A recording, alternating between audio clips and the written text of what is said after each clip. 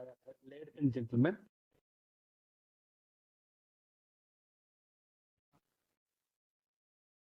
good day and welcome to Bosch Limited 2Q FY 25-26 Post Conference Call hosted by B&K Securities. From Bosch Management, we have with us today Mr. Guru Prasad Mudlapur, Managing Director and Chief Technology Officer, Ms. Karen Gilks, Chief Financial Officer. At this point, all participants will be in the listen-only mode, and there will be an opportunity for you to ask questions after the management presentation and opening remarks. Over to you, sir. Thank you. Good evening, everyone, and thank you for being part of this call. Today, I'll begin with a brief on the global and Indian macroeconomics. This will be followed by an automotive market update, after which we will walk you through our financials. Finally, we'll conclude with key business highlights for the quarter. The global stage sets clear challenges from tariff pressures to geopolitical unrest, influencing market sentiments worldwide. However, the Indian economy is demonstrating powerful resilience, supported by strategic policy measures and anticipated consumption growth, with slight concerns on fiscal slippages. Last quarter has unfolded as a quarter of contrasts, with mild global optimism tempered by financial concerns at home. The IMF lifted its 2025 global GDP forecast to 3.2%, citing robust US and Indian momentum, even as growth elsewhere lagged. The Fed's 25 basis point rate cut and softer US 10-year yield of 3.95% reinforce the soft landing narrative, which eases concerns globally to some extent. Closer home, India delivered a stellar Q1 FY26 GDP of 7.8%, prompting the RBI to maintain rates at 5.5%, while turning mildly dovish over lower inflation estimates. However, weaker tax inflows and elevated capex spending kept fiscal discipline in focus, even as liquidity oscillated. Strong festive spending on back of GST cuts is expected to assist robust tax collections in the coming months. We are confident in our ability to navigate these cross currents, optimizing our operations to capture growth from India's buoyant domestic demand, particularly within the auto sector, and deliver consistent value. The Indian auto industry saw steady growth across all segments this quarter. Healthy demand for passenger vehicles, particularly SUVs and EVs, strong rural interest for two-wheelers, and consistent commercial vehicle sales all contributed. Notably, the September GST reforms significantly boosted affordability and pre-festive buying. The July-September quarter for Indian passenger vehicles began slowly, marked by cautious supply and weak buyer sentiment awaiting GST reforms. However, tax cuts and festive demand in the late September triggered a sharp rebound, predominantly driven by SUV sales, as smaller cars and sedan segments remained under pressure. The commercial vehicle segment delivered a robust and steady performance this quarter, driven by stable production, strong infrastructure projects, and improved financing. Lower GST rates and overall sector optimism further bolstered momentum ahead of the festive season. This quarter saw a strong growth in LCV sales as well, primarily driven by the GST 2.0 rollout, the festive season, and sustained demand for the e-commerce segment. The three-wheeler segment recorded record production levels this quarter, driven by robust demand, early festive momentum, and sustained by strong urban mobility and last-mile delivery demands. The tractor segment recorded strong growth, fueled by above-normal monsoons, a robust Kharif harvest, and stable policy rates. Improved rural cash flows, healthy sowing, easier credit, and GST revisions further bolstered demand and affordability. The two-wheeler market experienced steady growth, buoyed by a good monsoon, strong rural demand, and festive sentiment. Late September's GST rate revision further bolstered affordability, triggering pent-up purchases. In this slide, we have illustrated the market's trajectory across FY24, FY25, and FY26, along with highlighting the volume peaks achieved for each segment. The passenger cars growth is projected to reach an all-time high in FY26. This surge is expected from new model launches and a proposed GST overhaul, which is anticipated to reduce prices for almost one-third of the industry by 8.5%, significantly boosting affordability and demand, especially during the festive season. The commercial vehicle segment anticipates gradual growth in FY26. Demand will be bolstered by sustained infrastructure development and replacement needs for older vehicles. While LCVs benefit from economic activity and e-commerce, medium and heavy commercial vehicles are poised for a gradual recovery, supported by policy, seasonal demand, and stable freight. The tractor market is projected to reach an all-time high, fueled by strong rural sentiment, favorable monsoon forecasts, GST norms, and rising minimum support prices for key crops. Demand is expected to remain buoyant even post-festive season, driven by these GST reforms. The two-wheeler segment is projected to reach an all-time high, driven by steady replacement demand and a robust urban consumption revival. Healthy rural incomes from a normal monsoon, along with recent GST rate cuts, will boost affordability and purchases. Easing inflation, improving rural sentiment, and rising disposable incomes, further strengthened by individual tax rebates, are set to fuel strong consumer confidence and demand.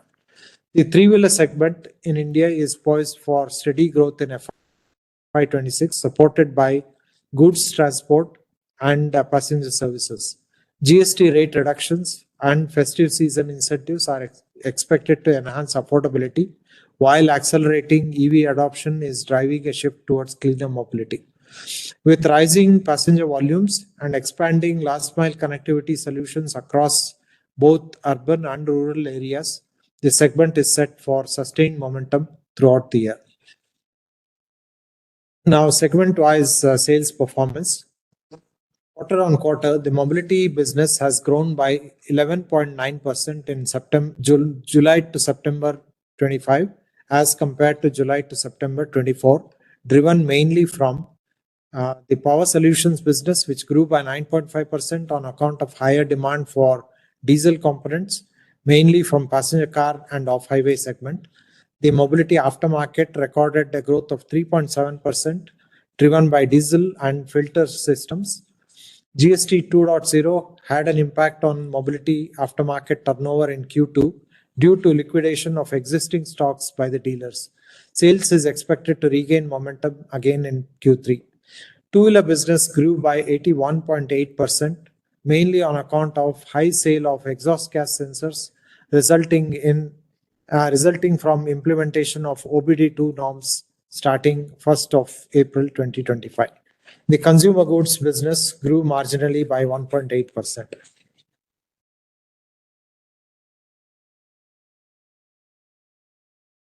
The mobility business has grown by 13.1% in April to September 25 as compared to April to September 24, driven mainly from the power solutions business, which grew by 11.5% on account of higher demand for diesel components, mainly from off-highway and passenger car segments. The mobility aftermarket business grew 4.5% despite lesser sales in Q2 FY 2025-26, resulting from GST rate cuts. The increase is mainly coming from growth in diesel components and filter systems. As already seen in quarter-on-quarter growth, the two-wheeler business has grown significantly due to ramp-up in sale of exhaust sensors, resulting from OBD2 norms implementation from 1st of April 2025. The consumer goods business grew by 5.4%. The growth is contributed by new launches in entry and mid-price segment product segments, measuring tools, and outdoor garden equipment. Quarter on quarter, revenue from operations in July to September 2025 stood at 47,948 million INR, which grew by 9.1% over July to September 2024. The growth was driven mainly by higher sales in power solutions and two-wheeler power sports segments, as seen from the previous slide. Likewise, the revenue for the period April-September 2025 grew by 10% over April-September 2024 from 87,111 million INR to 95,834 million INR. This growth was driven by strong performance in power solutions and two-wheeler and power sports segments. EBITDA for July-September 25 was 6,171 million INR, which grew by 10.1% over the same quarter of previous year. This improvement in EBITDA margin was primarily driven on account of favorable product mix and optimization of expenses. EBITDA for the period April-September 2025 was 12,564 million INR as compared to 10,802 million INR in April-September 2024, which grew by 16.3%. The increase in EBITDA is on account of growth in revenue accompanied by lower material cost. The profit after tax for July-September 25 grew by 3.4% over the same quarter of previous year. July-September 24 had an exceptional item through the profit on sale of OE diagnostics business of 485 million INR. The profit after tax without this exceptional item in July-September 2024 quarter has grown by 11.2%. The profit after tax for 6 months ending on September 2025 stood at 16,696 million INR, which is a growth of 66.7% over the same period of previous year. The significant growth in PAT is mainly due to the profit on sale of the video solutions, access and intrusion and communication systems business under building technology segment. I will now walk you through key highlights in each of our business divisions this quarter.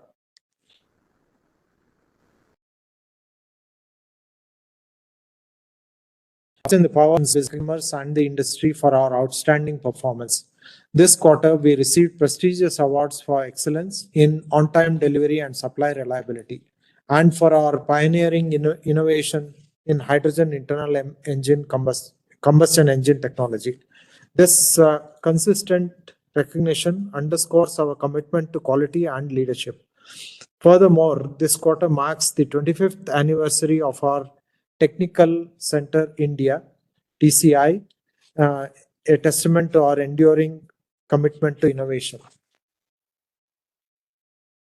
Moving into the two-wheeler and power sports segment, this quarter, we've truly redefined gear shifting technology. Our sensorless quick shift technology made its debut in the Indian market, marking yet another step towards delivering smoother, smarter, and more efficient mobility solutions. And here is something we are really proud of, a first for India. The TVS Ntorq 150 with Bosch's Lambda sensor realized in our Bidadi plant. Our collaboration with TVS helped redefine the system further, and the positive feedback we received from Bajaj Tech Day paved the way for its successful deployment in the Bajaj Pulsar NS 400Z. Adding to our achievements this quarter, Bosch was honored with Hero MotoCorp's prestigious Hero Premium Leader Award, recognizing our commitment to excellence and partnership. In the mobility aftermarket division, we are anticipating strong momentum recovery post GST 2.0 transition next quarter. Our strategy is clear. We are actively leveraging our robust portfolio strengths, maintaining strict cost discipline, and focusing on margin stability. Crucially, we are expanding our product portfolio aligned with market demands. In the Power Tools division, our new product launches are driving this expansion, particularly in special categories like hand tools and outdoor garden, where we have seen impressive market traction. Further boosting performance, our e-channel delivered high double-digit growth thanks to the successful festive offers, affirming our strong digital strategy and customer reach.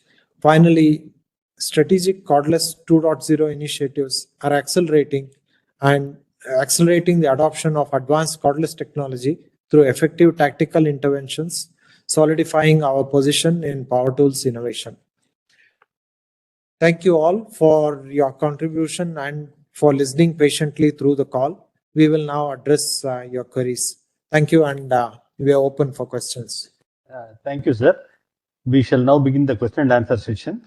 For participants who wish to ask a question, please raise your hand. Alternatively, participants can also type in their questions in the chat box. We'll now wait for a moment as the question queue assembles. The first question is from Pramod Amte. Please unmute and ask your question. Yeah, hi. Thanks for the opportunity. So wanted to check on this consumer division, even though it's relatively smaller for you.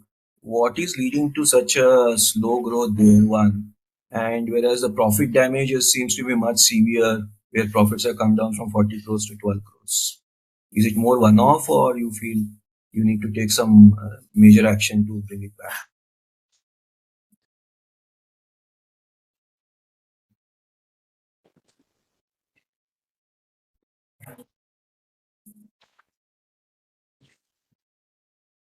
No, okay. If I understand right, the question was on the consumer goods business, which Right. grew marginally. Yeah. So I think there has been slightly lower than expected growth in our consumer goods business. We do not see this as anything structural internally. We have an extremely good product mix and a product range. We see a reduction mainly on account of adverse exchange rate movements, resulting in slightly higher material cost. We also see again a little bit of a initial slowdown on account of GST reforms, and then now after that ramp up again. So we don't see this as a major dip, and we should see this picking up again moving forward. Sure. And second one is with regard to the automotive, even though the sales traction has definitely improved, there is still a lot of wobbliness in terms of purchase goods. How to see it is one. And second, there seems to be better participation now in the four-wheeler EV side. Is it a time to call out how the EV penetration is improving automotive for you, or you feel it's too early? I would answer first to the part of the material cost. So yes, you are fully right. We have improved in the material cost. So one reason is we had a favorable product mix, and we could also, the share of manufacturing goods was quite good in this quarter. That means our strategy of further localization is now coming through, and this is then finally resulting that we made a good progress in the material costs. On the EV, yes, I think we made steady progress, and we will soon update you on some of the bigger updates that we have in terms of business opportunities. But at this point of time, I can assure you that the progress has been steady, and we are moving towards better business in the EV side. The margin pressure will remain. It's a tough entry business right now, but we will see how to make this better as we go along. Sure. Thanks and all the best. Yeah. A reminder to the participants, if you have questions, please raise your hand. Next, Mr. Pramod Kumar, you can unmute and ask your question.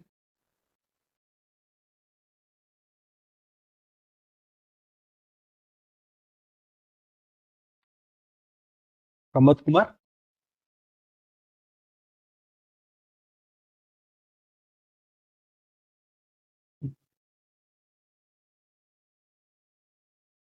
Otherwise, yeah, he has come. Pramod, you can unmute and ask your question. Yeah, can you hear me? Yeah, now we could hear Yeah. you. Thanks, Jayat sir. My first question is regarding the ABS for two-wheelers. If you can just help us understand at the group level, how are we positioned on the ABS bit? And also, what is your expectation on the ABS mandate? Apparently, today there's an important meeting in Delhi to discuss this mandate. And what we pick up from media is that the government is not very keen to kind of delay it significantly. So if you have broad thoughts on the industry level preparedness to comply with such a norm, and what could be the time for complete localization of the entire capacity? So if you can just help us understand that at the macro level, sir. Yeah. So, as you're probably aware, our sister company is one of the market leaders in ABS for two-wheelers, and we do quite a lot. We are not, I mean, the two-wheeler division sells it for us. In terms of capacities, we are very well prepared to handle the increased demand that's likely to come out of changes in legislation. On the legislation itself and on the thinking, we will leave it open for the right authorities to decide, and we'll only hope that it comes out good for the industry and for the users as well. So right now, I do not want to get into a speculation on which way the mandate will go, but if the mandate gets implemented as in the draft, we are very well prepared to handle that. Good to hear that, sir. My next two questions are on the non-ferrite motors and on hybrid systems. On non-ferrite motors, some of your competitors have also talked about breakthroughs on the non-ferrite motors. Just want to understand Bosch Group's preparedness on the same.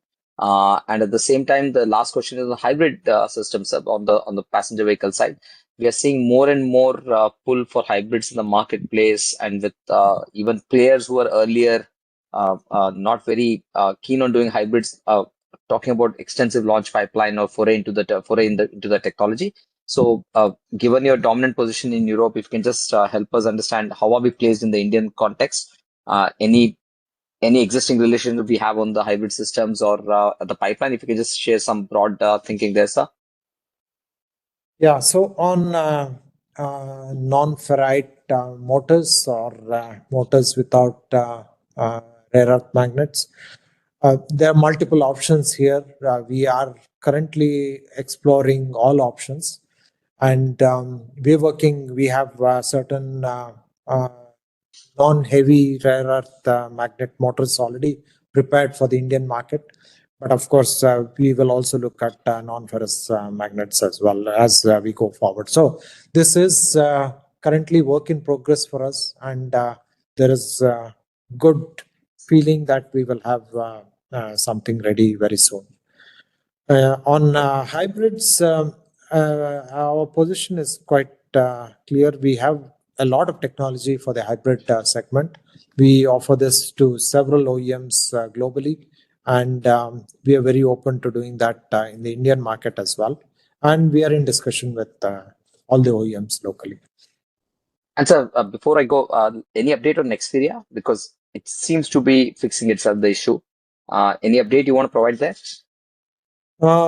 Yeah, I mean, it's still a little tentative, but at this point of time, as you've probably read in the newspapers and many other reports, the issue is resolving well, and we hope to have a good resolution on this and the supplies to be back to normal. But at this point of time, we would like to play it very cautiously, because it's still touch and go in terms of supplies. So we need to play it very cautiously.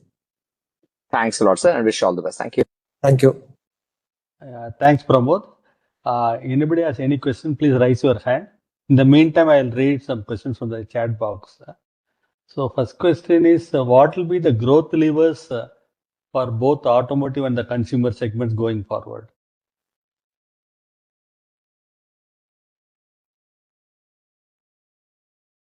Okay, so we've discussed this several times in the past. This is a pretty generic question in that sense. In the auto, we've largely been led so far by growth growth due to legislations. I think we're moving from that phase into growth based on features and comfort and many other factors, safety, for example. So this is something that's an ongoing exercise for us. Content per vehicle will increase. Of course, electrification is an area.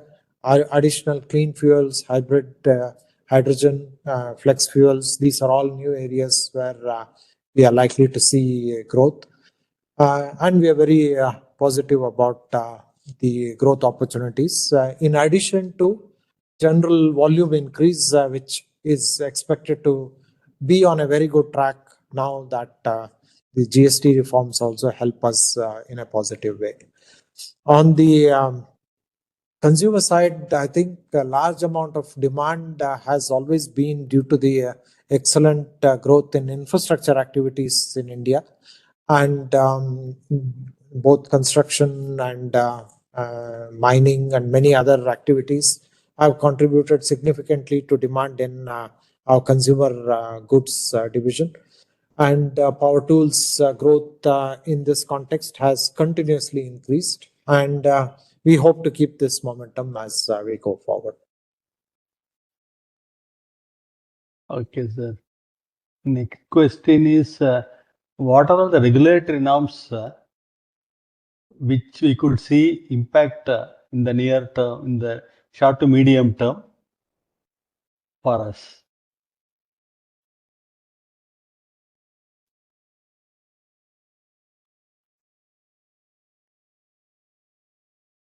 Hello?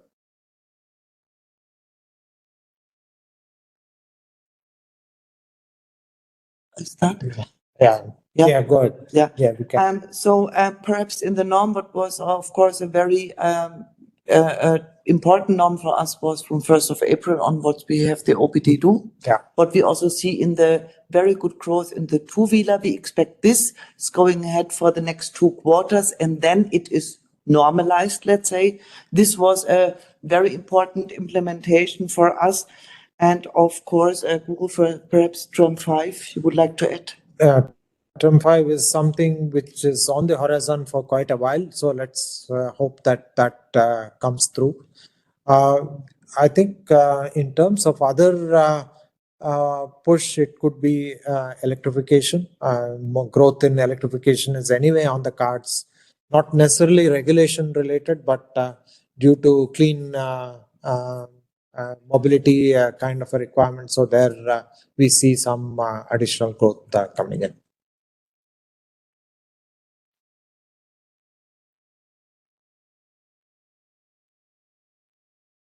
Yeah, next question is, with cafe norms coming up, is there any further improvement expected on GDI technology?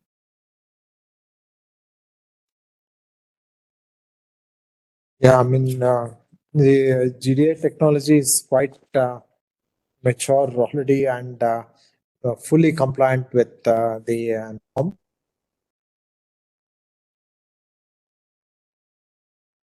So, cafe norms.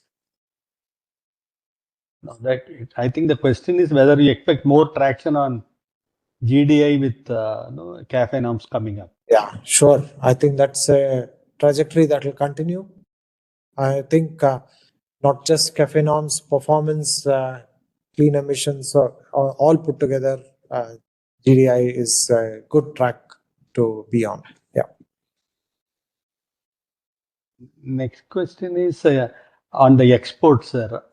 On the exports, are we witnessing any traction now? And in between, we shifted some lines also.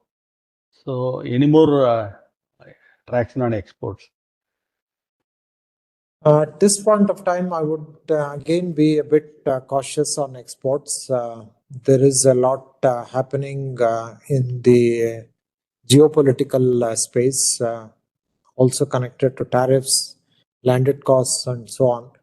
So we are assessing the situation. Our commitment to increase exports in the long run still is very much valid. We want to do that. But at this point of time, we need to watch this space very cautiously on how this overall situation plays out and how competitive we will be from India towards exports to various geographies. Of course, tariffs directly impact US, but there are other geographies which are relevant for us too. So we will look at this carefully and continue to work on it. Yeah. Next question is from Shendil Manikandan. Please unmute and ask your question.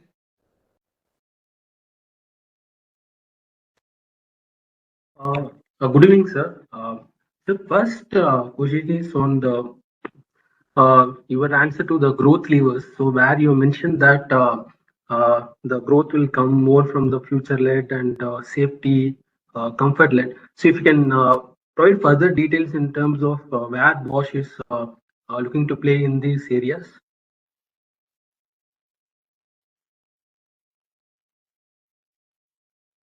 Yeah, I mean, we have, see, the overall trajectory of how mobility shifts gives a broad idea for you on how the path will be for additional content per vehicle.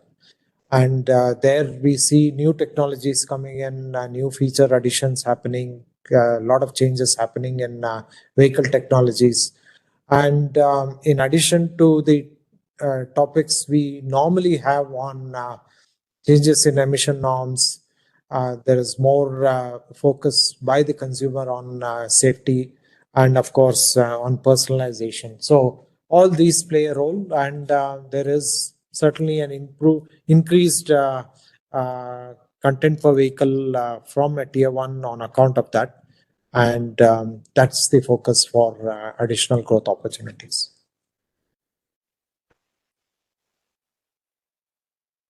Okay, sir. Any particular component or products do you want to highlight in these areas?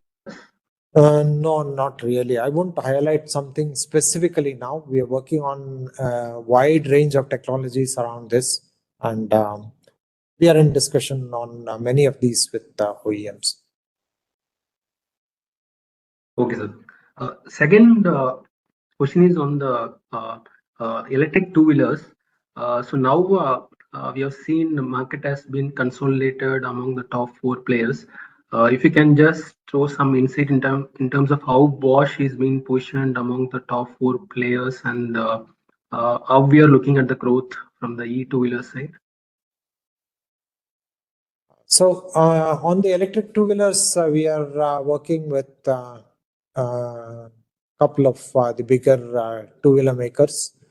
Currently, it's largely the scooter segment that's on, and we are supplying our components to them.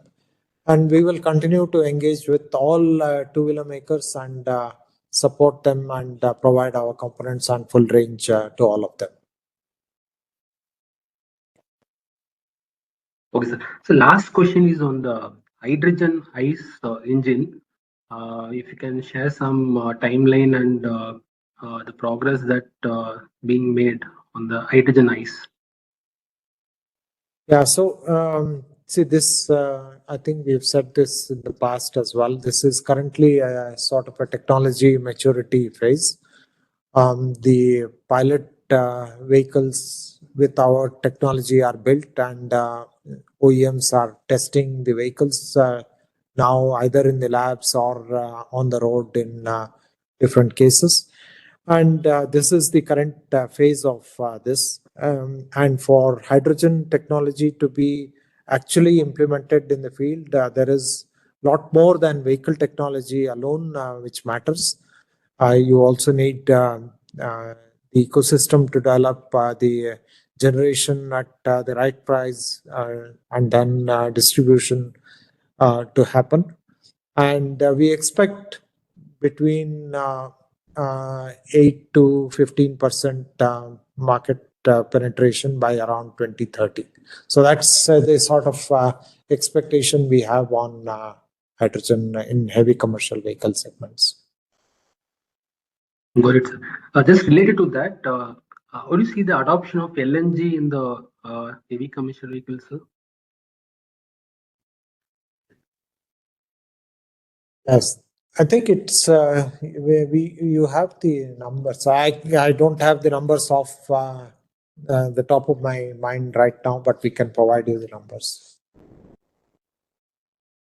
Okay, sir. Thank you. Yeah.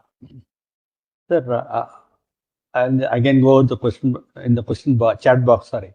So now already government is, I mean, to some extent working on this flux engines. Many OEMs are also talking about it.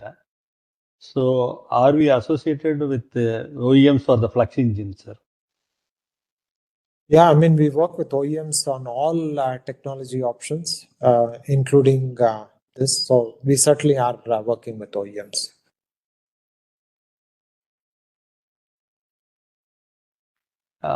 If anybody has any questions, please raise your hand, or you can put it in the chat box. There are, I think, no more questions, sir. Yeah, no more questions in the chat box, sir. Okay. Yeah. So, on behalf of B&K Securities, we thank all the participants for joining the call. And special thanks to Bosch management for taking time out for the call and giving us the opportunity to host the call. Have a good day. Thank you. Thank you. Bye-bye.